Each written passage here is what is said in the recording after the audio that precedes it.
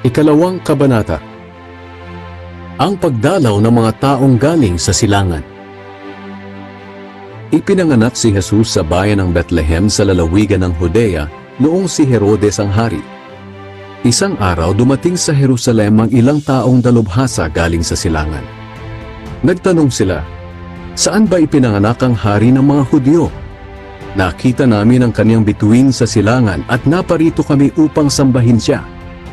Nang mabalitaan ito ni Herodes, nabagabag siya at pati na rin ang buong Jerusalem. Kaya ipinatawag ni Herodes ang lahat ng namamahalang pari at mga tagapagturo ng kautusan, at tinanong sila kung saan isisilang ang Kristo.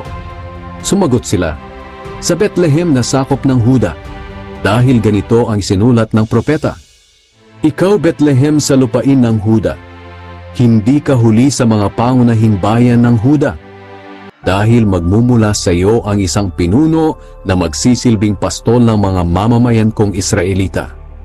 Nang marinig ito ni Herodes, palihim niyang ipinatawag ang mga taong galing sa silangan at inalam kung kailan talaga nila unang nakita ang bituin. Pagkatapos, pinapunta niya sila sa Bethlehem. Ibinilin niya sa kanila, "Lumakad na kayo at hanaping mabuti ang sanggol. At kapag nakita ninyo, balitaan niyo ako kaagad upang makapunta rin ako at makasamba sa kanya." Pagkatapos nilang marinig ang bilin ng hari, umalis na sila. Habang sila ay naglalakbay, muling lumitaw ang bituin na nakita nila sa silangan, at lubos ang kanilang kagalakan. Nanguna sa kanila ang bituin hanggang makarating sila sa kinaroroonan ng sanggol. Pagpasok nila sa bahay, nakita nila ang sanggol at ang ina nitong si Maria.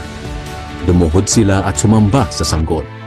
Inilabas din nila at inihandog sa sanggol ang mga dala nilang ginto, insenso at pabangong mira. Nang pauwi na sila, binalaan sila ng Diyos sa pamamagitan ng isang panaginip na huwag nang bumalik kay Herodes. Kaya nag-iba na sila ng daan pauwi. Ang pagtakas patungo sa Ehipto. Nang makaalis na ang mga taong galing sa silangan, nagpakita kay Jose sa panaginip ang isang anghel ng Panginoon. Sinabi ng anghel sa kanya, "Bumangon ka't dalhin ang bata at ang kanyang ina sa Ehipto. Doon muna kayo hanggat hindi ko sinasabing bumalik kayo, dahil hinahanap ni Herodes ang sanggol para patayin." Kaya ng gabi ring iyon, umalis papuntang Ehipto si Jose, kasama ang bata at ang ina nitong si Maria, at nanatili sila roon hanggang sa mamatay si Herodes. Sa gayon natupad ang sinabi ng Panginoon sa pamamagitan ng propeta, "Tinawag ko mula sa Ehipto ang aking anak." Ipinapatay ni Herodes ang mga batang lalaki. Galit na galit si Herodes nang malaman niyang nilinlang siya ng mga taong galing sa silangan.